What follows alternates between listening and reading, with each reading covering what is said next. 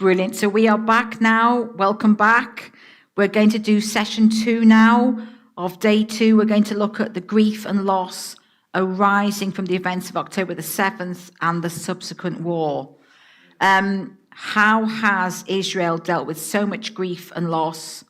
How has it dealt with the issues of Israelis being held captive, including children and elderly people? Now, we're going to think about principles about understanding of grief and loss. There's some very key principles for personal grief that we're going to apply to national grief. So if we're thinking about Israel in particular, of course, people who died, who were killed on October the 7th, people who had people taken as hostages. We're thinking about people who had the hostages released, all those who've died in captivity. Also, people who had friends and family killed while serving in the IDF, or those killed through rocket fire. So there are some current psychological thoughts about grief and loss. We're going to think about those, and we're also going to think about what Scripture teaches. And then we're going to apply it to the nation. So number 1, we see the need for community after an event of grief or loss is crucial.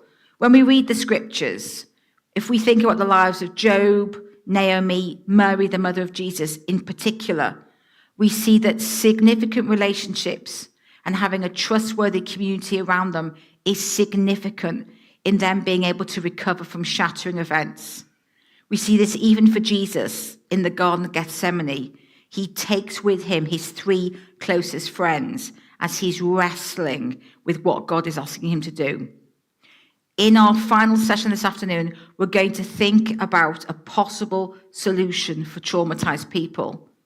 We're going to think about the concept of a safe, moral community, where trusting and safe relationships actively aid healing of the person who's undergone severe trauma. So how much more does a nation need such support when it's attacked and barbarities are inflicted upon its citizenry? So I've definitely experienced great support within Israel from friends there. As a nation, it feels we pulled together, and through this shared experience solidified our intent not to be overwhelmed by such evil. We may not have all agreed on the methods or political responses of dealing with various elements of the war, but we were all joined by a desire that our nation needs to have safe borders and is able to keep its people secure. We were all emotionally invested in bringing the hostages out alive, and we've mourned together when dead bodies were returned. Now, I was particularly impacted by this when the convoy carrying the coffins of Ariel and Kfir Bibas, and at the time supposedly their mother Shiri, and Oded Lifshitz were brought out of Gaza. We saw the streets lined with Israeli flags as the convoy passed. The nation stood in mourning. I was really impacted by what President Herzog posted on X. Agony, pain, there are no words. Our hearts, the hearts of an entire nation, lie in tatters.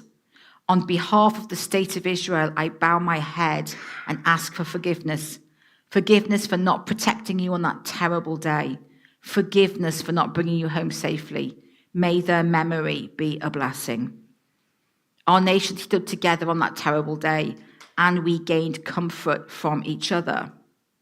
But throughout the war, we felt an alienation from many countries as they've turned their faces away from Israel, or been pro-Palestinian and even pro-Hamas, and allowed anti-Semitism to rise in their countries. We've been shocked at how Israelis across the globe have been targeted and attacked. But this isolation from the world has only strengthened the Israeli community here. However, when we've had other people from other nations stand with us or state their solidarity with us, we felt immensely comforted by their support. Principle 2, it's imperative for the person who has suffered loss to feel safe to tell their story as many times as they need to. So we know this is crucial in all aspects of healing from trauma. The voice of the victim and sufferer must be heard, even if what we're hearing is unbearable or unpalatable. Now, I know this is true in my life because when my best friend Judith died of cancer when we were both 17, I saw how much her parents needed to talk about her life and just share anecdotes with us that we remembered about her after she died. Even at my parents' golden wedding anniversary, which would be about 35 years after she died, Judith's father came and gave a speech. In his speech, he began by sharing reminiscences of how I and his daughter met. We were 4 years old at school, and how our friendship led to this deep friendship between the four parents, and how that meant so much to him that he could share his daughter with us. How much more so now will this be true for those of us who've lived through this war in Israel? But it does mean we're going to hear unbelievably horrific things. To fully share with the families of all those taken hostage or killed, we're going to need to let them say what they need to say. They need to tell the story from their perspective, be given the freedom to do what, that, when, and where they need to, and how often. They need to be allowed to remember their relatives the way they feel best honors their memory. And we as a nation need to allow them to do this. But it's going to be very painful for all of us.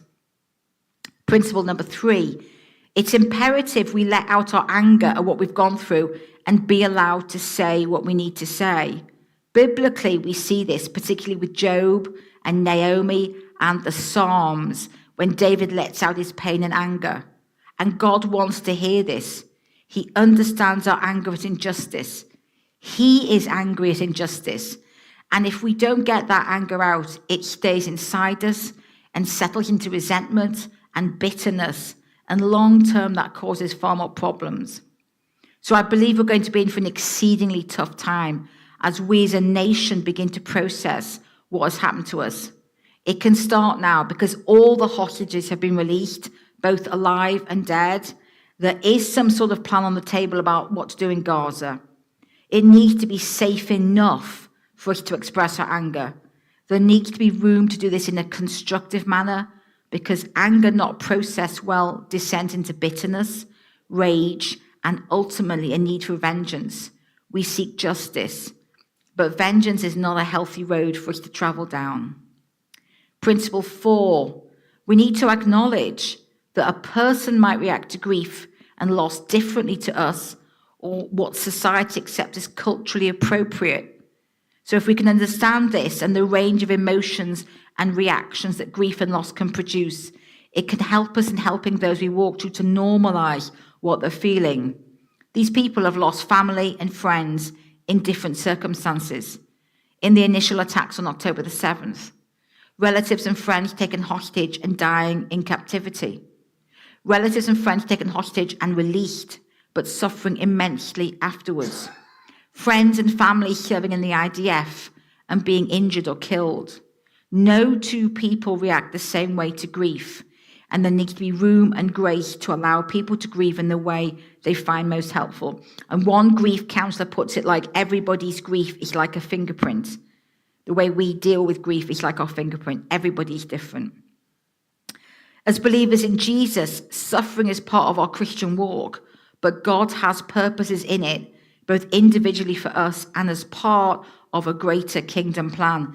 Now, this is difficult in this situation.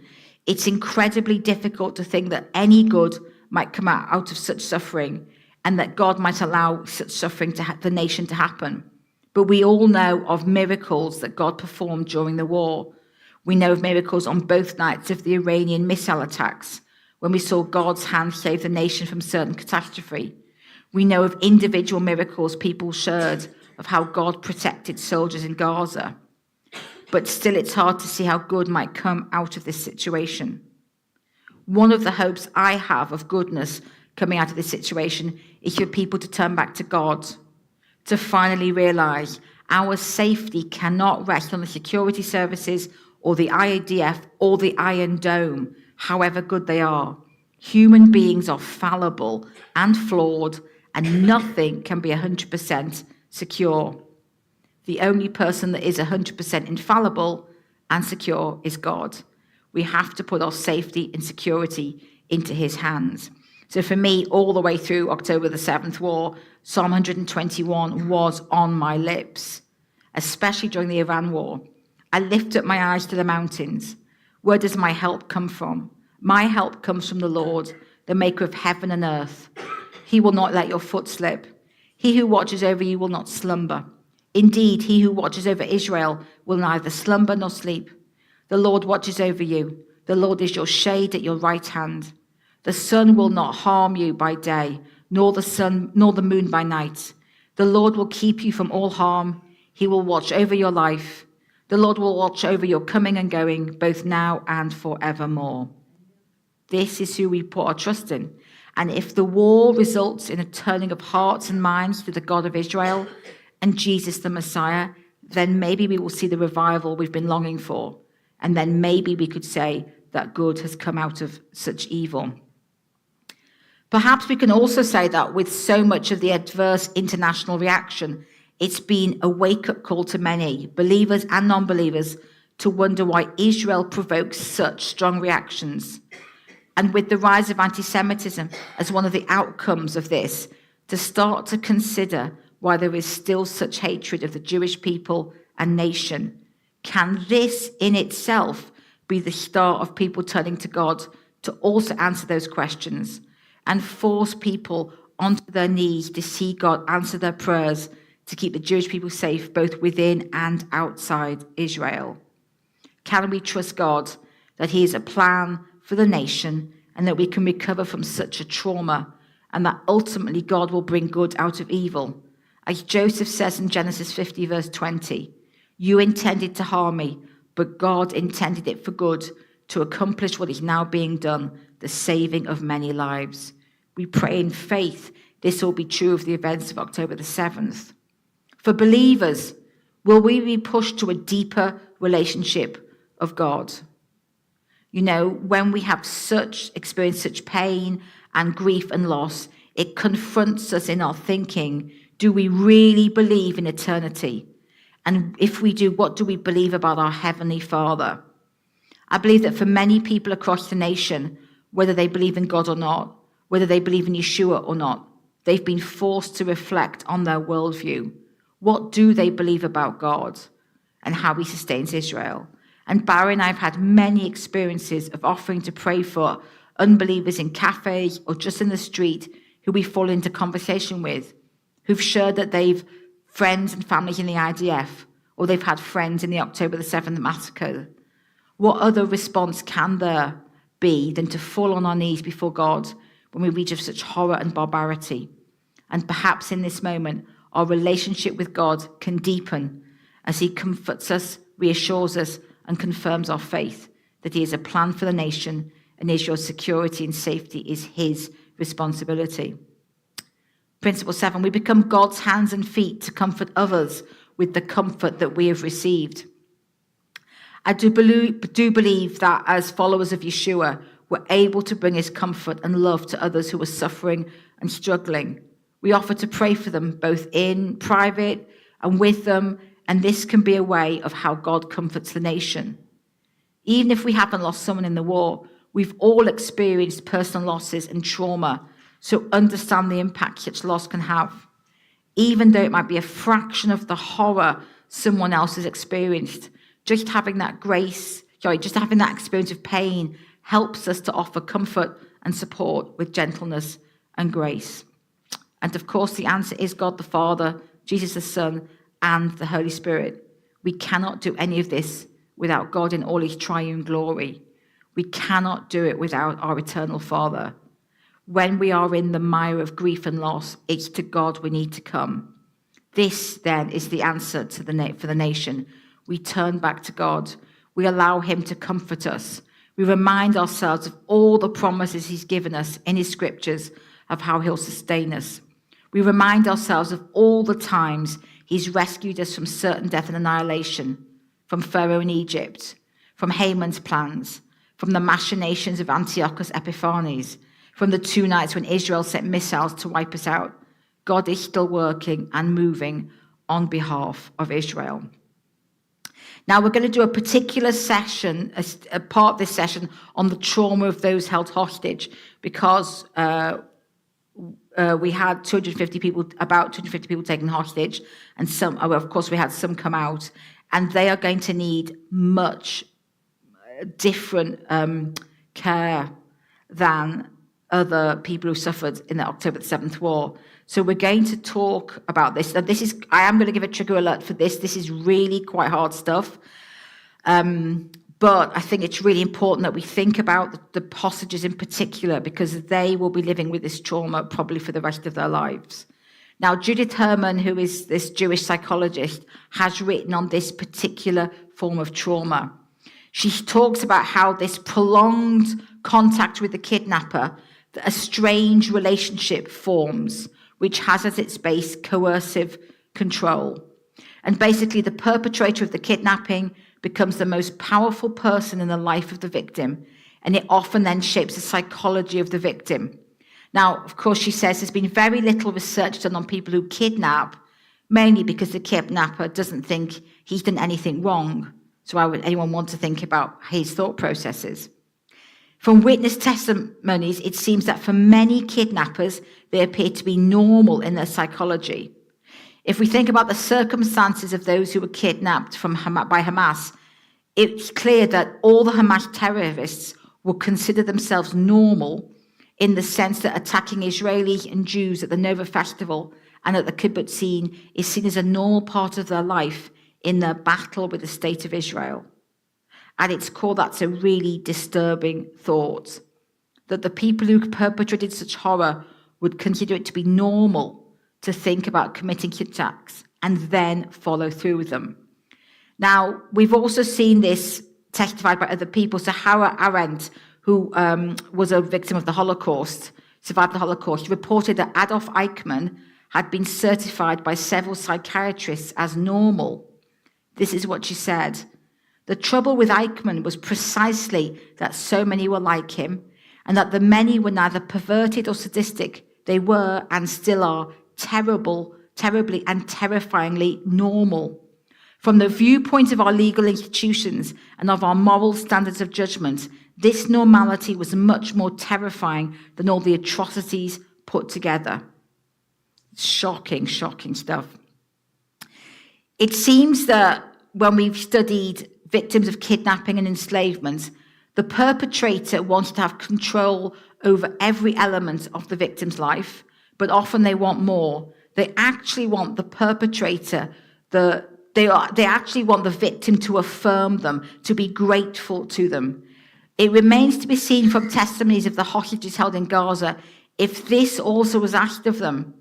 But if the Hamas kidnappers follow the psychology of others who've perpetrated such need for domination and control, it will almost certainly be the case. And if you think about those release ceremonies with the certificates and the hostages needing to speak an affirmation to Hamas, that, then it sees that they also wanted gratitude from the Israeli victims. It's very perverted thinking. Those who have been hostages will have experienced an immense increase in fear, not just due to the barbarity of their kidnapping, but a fear of death or serious harm coming to them or to others who were kept hostage. The long-term desire of the kidnapper is to ensure compliance from the hostage and ultimately, we've just said, and it sounds ridiculous, gratitude that they've allowed them to live. Sometimes it can even lead the victims to feel that the perpetrator is a survivor if the abuser has threatened death to them and at just the last moment saved them from it. The perpetrator wants to destroy the victim's sense of autonomy. So they supervise what they eat, when they sleep, when they go to the toilet, when they shower. There's also many cases of rape and sexual acts to please the perpetrator. It's more common for female prisoners, but we know that it happens also for male prisoners. And some of the stories coming out of the hostages confirms this. And this builds up huge shame within the victim. And once this level of control has been established, sometimes the perpetrator can actually become a person of comfort because he's the power to offer a bath or a meal or some comfort we would take for granted, but is now the exception to the rule. So when the perpetrator grants small comforts, then the psychological resistance of the hostages is more effectively reduced. So Patty Hearst, who was famously held hostage by the Symbionese Liberation Army, having been kidnapped in 1974, said this: By agreeing with them, I was taken out of the closet more and more often. They allowed me to eat with them at times, and occasionally I sat blindfolded with them late into the night as they held one of their discussion meetings or study groups. They allowed me to remove my blindfold when I was locked in the closet for the night, and that was a blessing. Now, they held her for 19 months, and she later related how they'd raped her and threatened her with death. Another method used to isolate the prisoner and restrict any access to the news of the outside world to them. The perpetrator tries to convince them that people have forgotten them or betrayed them. We know this was happening with the hostages taken in Hamas.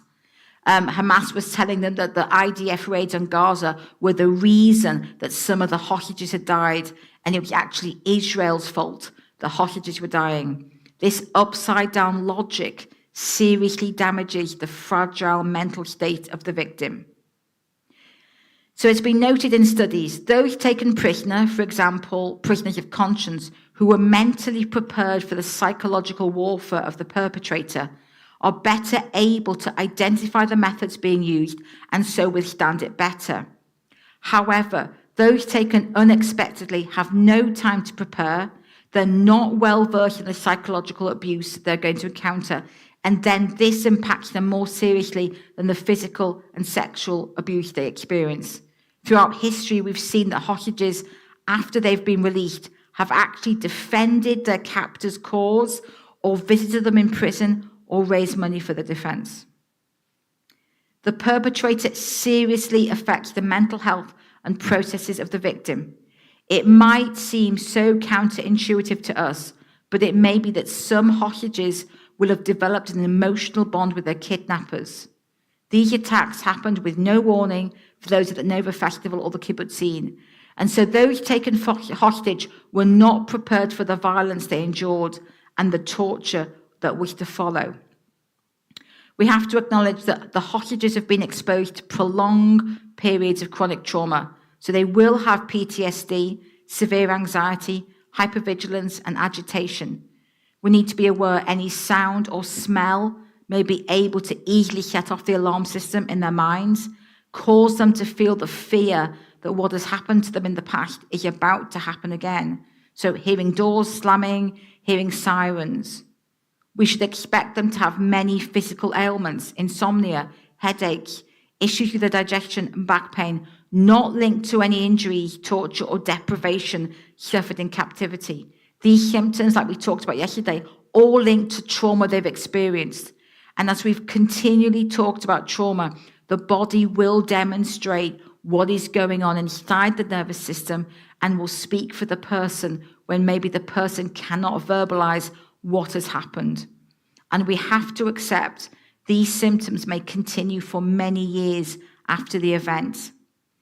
Another key issue is that the hostages may have removed all thought of future plans from their thinking, because actually this sort of thinking may not have brought them hope, as they initially thought that they might never be released. Even when the prisoner is released, they still might not be able to think concretely about the future, so stuck are they in the past. We know from concentration camp survivors, many of them never discuss what had happened to them, and in that way, the past stayed very alive for the survivor, so it never got assimilated in their life, so they could move on in a healthy fashion. So it's imperative we give these hostages time and space to tell their story as and when they feel they can. There'll be so much unresolved and unsaid rage about their abductors, the situations they felt themselves in, maybe even the politics involved in the situation. If the rage is not expressed, it turns inwards and turns to depression. In some cases, it will lead to despair and suicide. And we've already heard several stories of those who survived the massacres committing suicide later. Partly because of the pain of survival and the losses become too much. You have the initial euphoria of being rescued, seeing your family, but then when life settles back into its normal rhythm, you have to deal with the pain. And day in, day out, it's too overwhelming. And so suicide seems the only way out to bring release. So we have to really think through, this is a distinct possibility for the hostages when the initial joy of being released has died down and the pain and trauma becomes too much for them. One thing I want to really draw our attention to about the hostages' grief, loss, and pain is that they will now view their relationships through the lens of what they've been through. Trust will be the absolute guarantee they need in every relationship. So this is the question about relationships they might ask, because after their experiences in captivity, they've come to view that there are certain roles within relationships, and each person must fulfill one of them. For example, perpetrator, passive witness, ally, or rescuer. So this is what the hostages might then be asking of future relationships they have. Which side are you on? This will be the lens that they view all future relationships through. They may never recover their trust in personal relationships. And then finally, we need to think about the issue of identity for these hostages. The identity after their captivity doesn't exist in the same way as their identity before they were abducted. They will forever be known as one of the hostages of October the 7th massacre. They will forever be linked to that terrible event. In Israel, every wall, every bus stop, every train station, we had photographs of the hostages. We couldn't move for photographs of the hostages. So they became famous. They are no longer anonymous members of the community. We knew their names, we knew their faces. How has that changed the image of themselves? What does it do about the self-esteem and inherent self? How do they move into a new identity post-war? And what will that look like for them? How do they incorporate the effects of the abuse they experienced, or the moral quandaries they found themselves dealing with, or their worldview, or their faith? If they had a belief in God, what happened? In fact, we've heard stories of actually many of the hostages turning to God, calling out to God. But who are they now post-release? So as they start to tell their story to others, they will begin to review the event. It will challenge their perspectives of what happened, and if they can indeed frame it in an understandable way. How do they come to terms with such evil? Is there an answer to that? Is this evil beyond human understanding? And that can significantly hinder the recovery process. We see that mourning what has happened to them will be key. So this is what a 74-year-old widow who survived the Holocaust said in therapy about grieving her losses. Even if it takes 1 year to mourn each loss, and even if I live to be 107 and mourn all members of my family, what do I do about the rest of the 6 million? How will Yarden Bibas mourn the death of his wife and children? For those hostages who lost friends or family in the massacres or in captivity itself, mourning them will be crucial to their recovery. But how do they deal with such pain? Mourning their losses will be an act of courage and will enable those who survived captivity to begin to discover their inner life and autonomy. For most of them, they'll have to let go of the possibility of gaining vengeance. For some hostage survivors, their captors will have been caught or killed, but for many this won't be true. So venting rage and fury will be imperative, which will then morph into righteous indignation. And with this, the survivor becomes able to regain a sense of power. We talked about previously, most trauma survivors feel powerless and helpless during their abusive situation. How much more for the hostages in Gaza? So with the venting of their fury in a safe space, as it changes into righteous anger, they begin to regain their sense of power and autonomy, and it's an important part of their recovery process. Another essential element of their healing will be concentrating on the character traits they showed to enable them to survive their torture. Now, many survivors in such a situation may feel ashamed of what they were forced to do or collude over. But remember, we talked about those 4: fight, flight, freeze, fawn. They will have been fawning in the hostages, almost certainly. And how will they feel? We have to, really affirm them. They showed immense bravery and courage. Remember those survival techniques. If they've survived, it's worked. And we have to help restore that balance to them, helping them see how their character survived during the most tremendous pressure and help keep them alive will aid their recovery and help them regain their self-worth and self-esteem. The hostage survivors, I'm sure, will feel survivor guilt. We know this phenomenon from those who survived the concentration camps during the Holocaust. Most of us know those who were children of Holocaust survivors have second-generation guilt too. So we have to be aware of this as a nation going forward, the effects of being a hostages or being a witness to the massacres of October the 7th may have long-lasting generational effects. I'm just going to stop there because that is very hard stuff. Would anyone like to say anything or have a reflection on I know that's just overwhelming in some ways.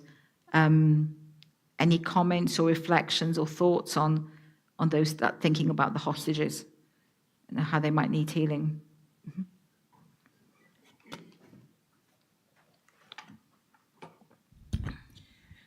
I share this.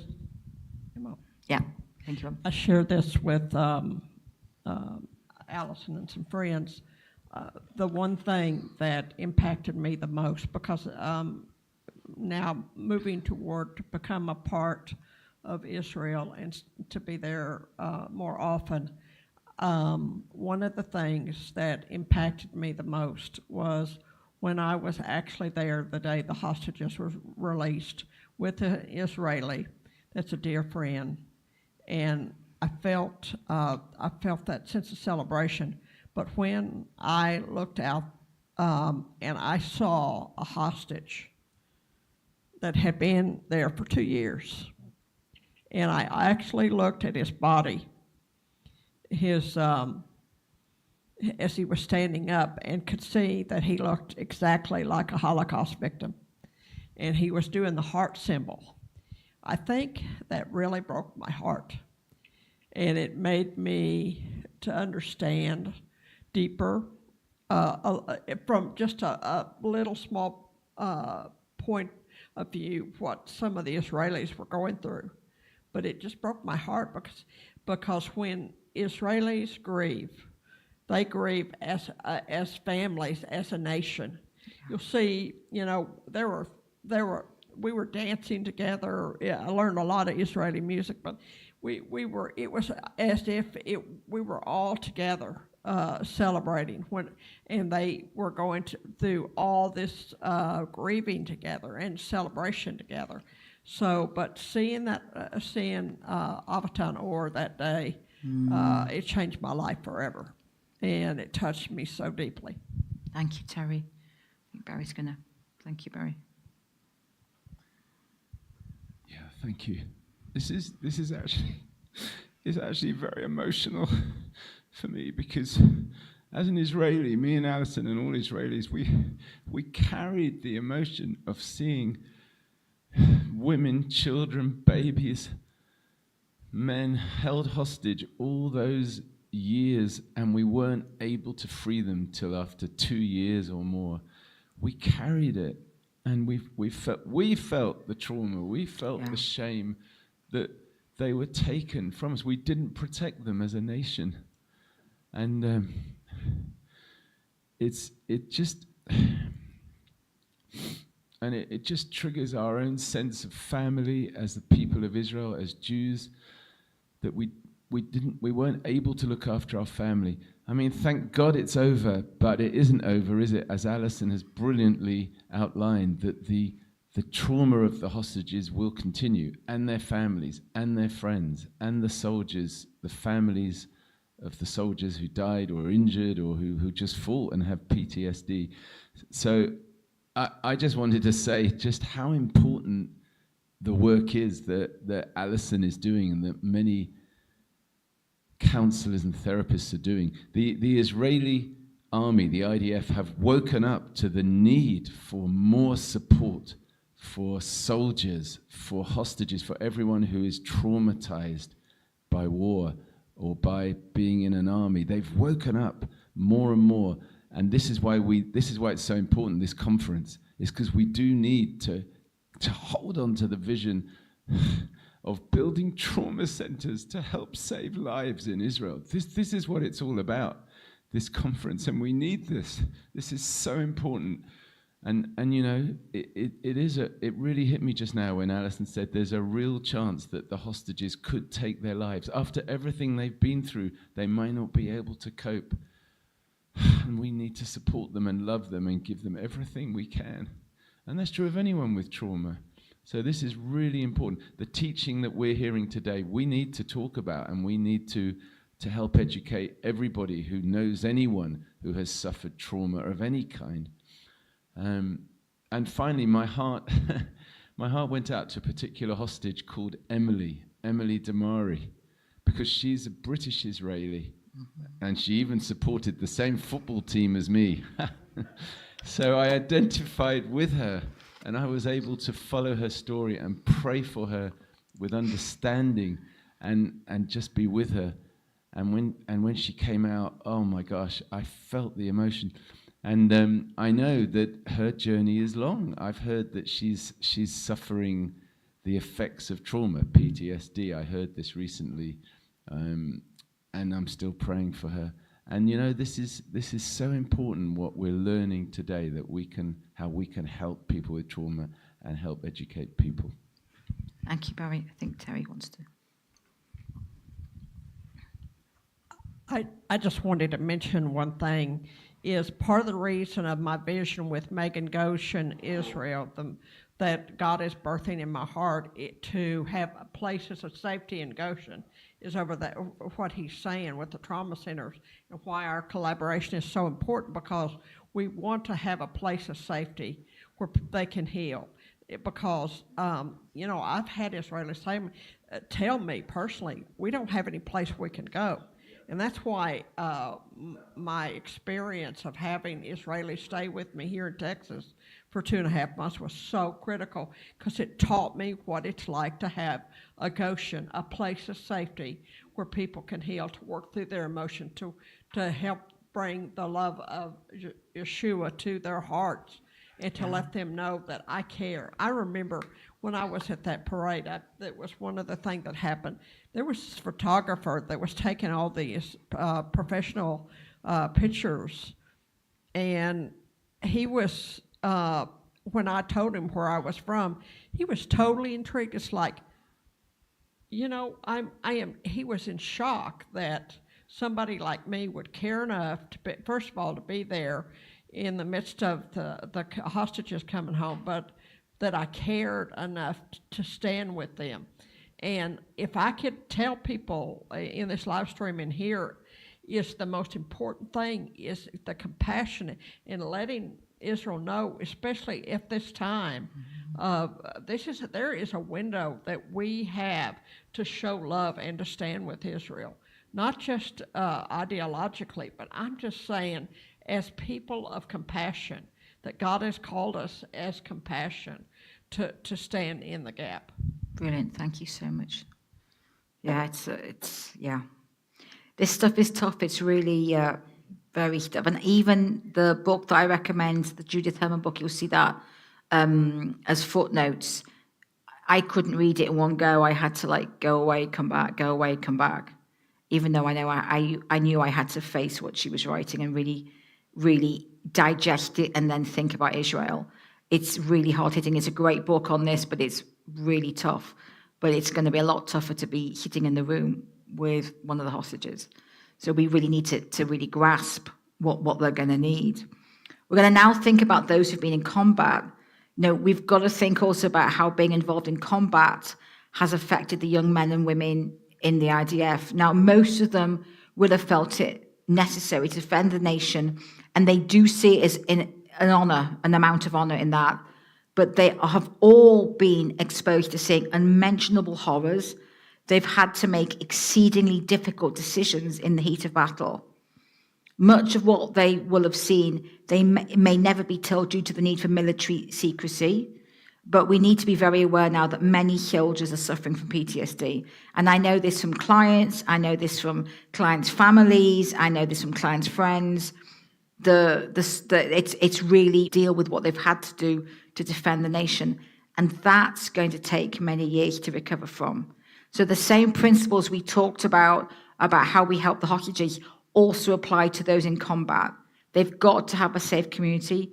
They've got to have safe relationships to be able to start sharing what they've experienced.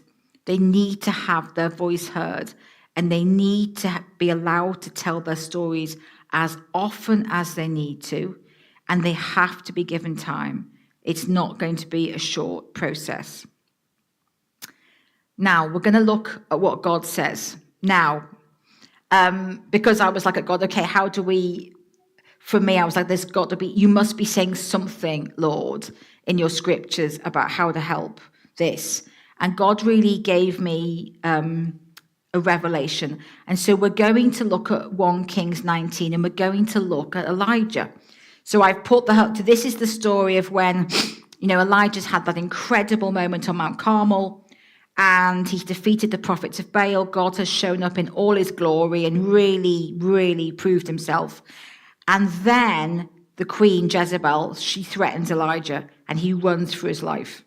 And it doesn't make sense when you read it, because you think, you've just seen God do this incredible thing. You know that God is real. Everybody is seeing God is real. Why are you running from this woman?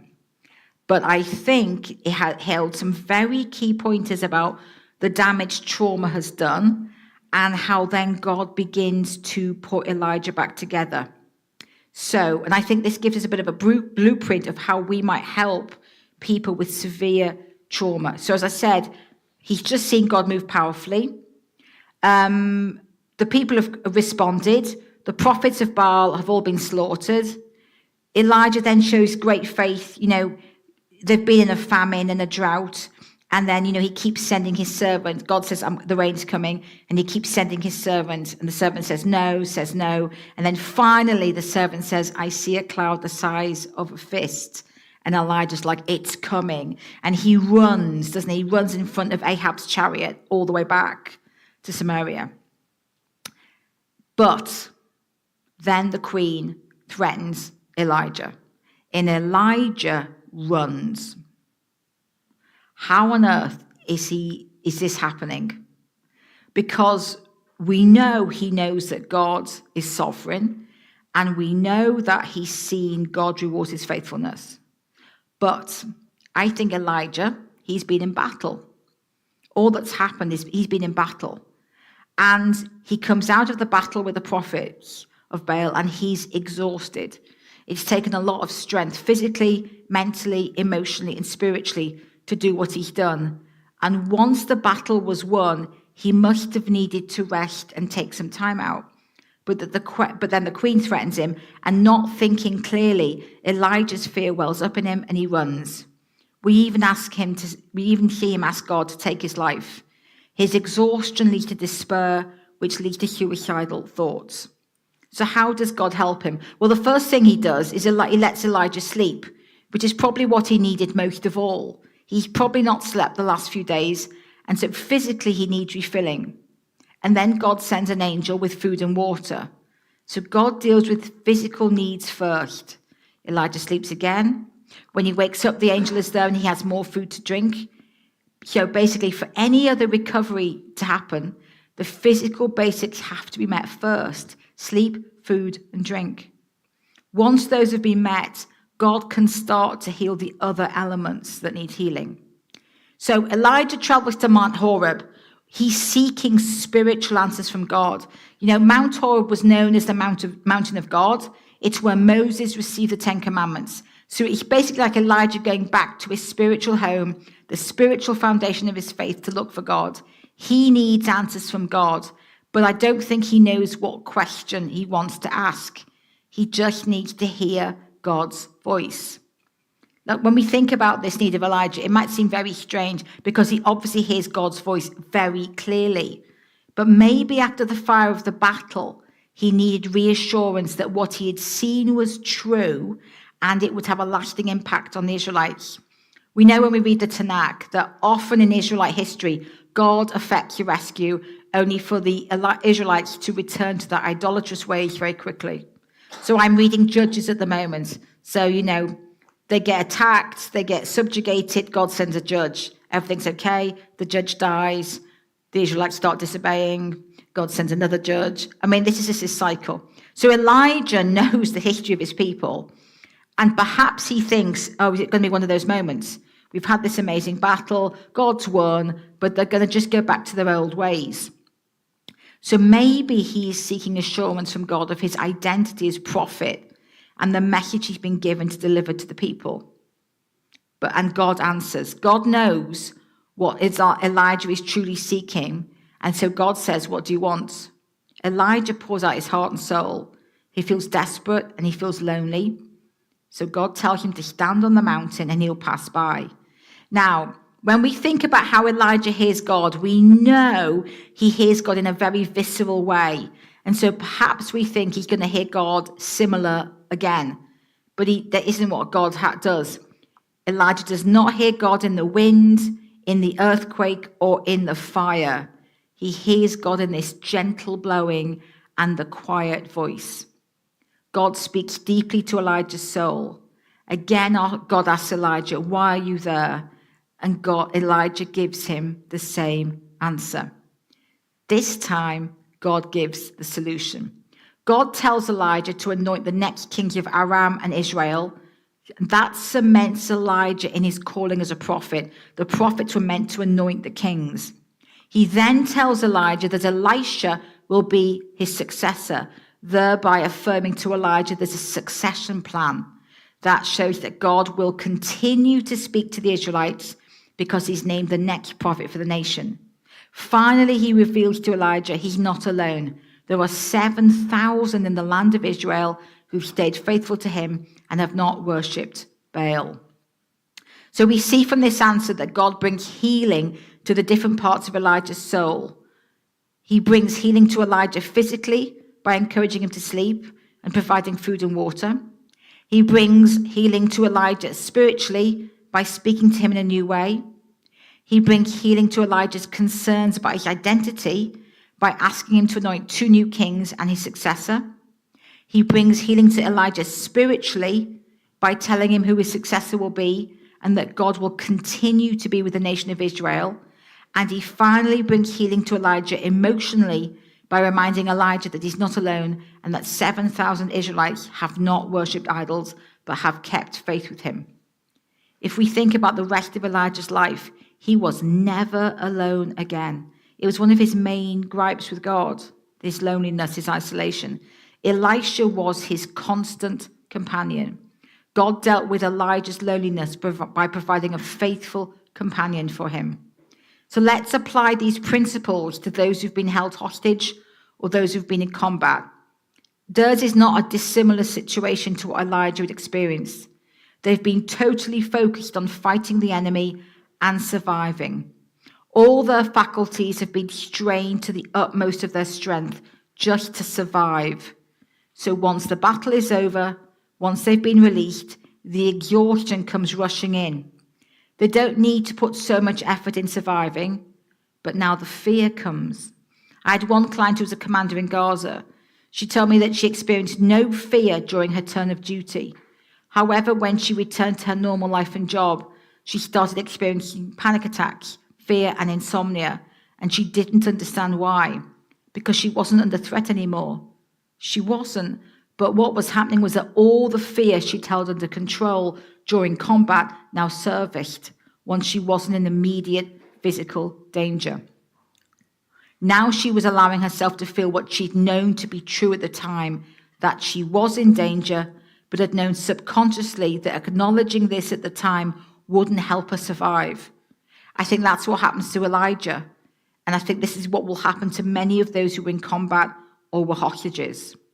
So I think God gives a template here of how to help people who've been through a life or death situation in how he helps Elijah recover. So firstly, we keep going back to the Goshen project here. We need to help them recover from their exhaustion, provide them with all they physically need. So it means a quiet and safe place for them to recover, for them to have the time to sleep and eat and recover their physical strength. This must be done before we even look at the other elements that need healing. Secondly, we need to help them process emotionally what was happening to them. We need to reassure them that feeling the fear, anxiety, and panic that they might have repressed during their time in captivity or combat to ensure they survived is allowed to surface, and that it's absolutely fine for that to happen. There needs to be a safe place and people to process with. Thirdly, We need to help them process their existential questions. Where was God during this? How do they view the world now? What is their identity? Are they always to be known as a hostage, their face famous from having their photographs plastered over every blank wall in the country? Are they defined by their service and combat experiences?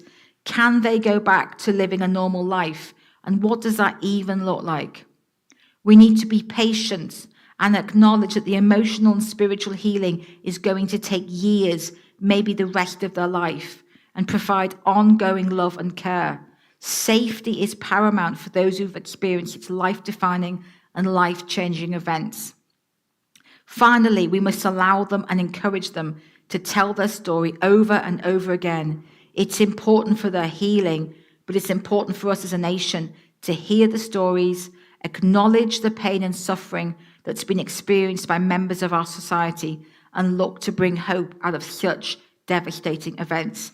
And it's these principles that are at the very heart of what the Goshen Project and One Heart Israel aim to set up with these trauma centers across Israel. What about us as believers in such a situation? We've been talking about very difficult issues during this session. It would be very easy to get depressed and feel like it's too much to handle, and that full healing and recovery is impossible, even though we believe in a healing God. But I believe that Scripture as a whole, and indeed my experience and that of so many others, indicates that out of darkness, God is very good at bringing light and healing. And so often God uses those of us who've suffered and come through with his help and support. So we hold this hope out to others who are suffering, even if we haven't experienced what they're going through. I know it's true of my life and ministry, and I believe that's held up when we look at Scripture. So this is from 2 Corinthians 12, verse 9, when Paul begs God to take away the thorn in his flesh 3 times. This is what God says. My grace is sufficient for you, for power is perfected in weakness. What is Paul's response to this? Most gladly, therefore, I will rather boast about my weaknesses, so that the power of God may dwell in me. Therefore, I am well content with weaknesses, with insults, with distresses, with persecutions, with difficulties, for Christ's sake. For when I am weak, then I am strong. God's power is demonstrated so powerfully when he uses us, those of us who've suffered and been broken, as vessels to bring healing and restoration to others. It's God who does it all. But our willingness to share our lives and testimonies bring encouragement to others that they too will be able to heal. But I do want us as believers just to think on something here, and this may well be unpalatable, and actually may be something we could never say to those we're walking with. As someone who suffered severe abuse and several near-death experiences, I can say that I can hear it now, 25 years after the events. But I acknowledge that I've been through a lot of healing from God, and he's deepened my faith in his goodness for me and for the world, to enable me to live with this idea. Often when we've experienced such loss or grief, we cannot line it up with our understanding of a good God. When there's been horrific suffering and pain, which leads to many years of grief and feelings of loss, even as the person recovers, our relationship with God can really suffer as we struggle to understand why God seemingly withheld his hand from rescuing us, or saved someone next to us, and not us, or let us go through something absolutely evil. So this is what Joni Eareckson Tada says about it. This is a woman who had a diving accident when she was 17 and is now paraplegic, and God has not healed her from being a paraplegic. Exposing sin was more important to God than relieving human suffering, even unthinkable suffering. So God decreed to allow it. She's written a book called When God Sleeps. It's very powerful, very hard-hitting. When I think about this quote in the context of my life, I can see how God would want to expose the evils of domestic abuse, domestic violence, and rape, even in a Christian marriage. He did ensure my ultimate safety and set about his healing of me, even whilst those unimaginable events were taking place, but he didn't stop them. And since he brought me into a counseling ministry, I've been focused on preaching zero tolerance for all forms of abuse, with a particular emphasis on domestic abuse, domestic violence, and rape. My understanding that this is a deep sin that grieves God's heart fuels me to continue the challenging work I do. And I've long held that if I could save just one woman from what I went through, it would make my suffering worthwhile. So when we think about the horrific trauma the hostages and members of the military might have gone through, it's very difficult to understand how God didn't save all of them on October the 7th and throughout the war, even though we've heard many miraculous stories of rescue. But by showing the evil intent of the Hamas terrorists and the lengths they would go to achieve their aims of wiping Israel off the map, God is exposing the sins in their hearts of hatred of his people, murder, rape, and ultimately their hatred of him. The world needs to see this. It's to be hoped that as people see the evil intent of some people, are bewildered by how children and sick, elderly people can be treated with such barbarity, maybe their hearts and minds can turn towards God. For if God cannot help us in this, no one can. So it might be a long time, if ever, that we could ever share that thought with one of the hostages or someone who's been seriously injured fighting for Israel. But as believers, we believe in God who brings good out of evil, light out of darkness, and life from death. He wants the salvation of all people, and for all of us to understand the darkness of the human heart and our sin nature. The only rescue for us is believing in Jesus, his Son. God knows how much our suffering has cost us because it cost Jesus so much more. And when he asks us to be his voice in this suffering world, he knows we can bring hope to those who've suffered so much because we hold the answer within us. The answer is Jesus, and the answer is always Jesus. So that's our session on October the 7th. We're going to stop and have a 45-minute break for lunch. We will be back at about 1:45 Texas time. I'll leave you all to work out your time zones. But and then we'll be back this afternoon. We're going to do the power of narrative and then some self-care and the toolbox strategies for you.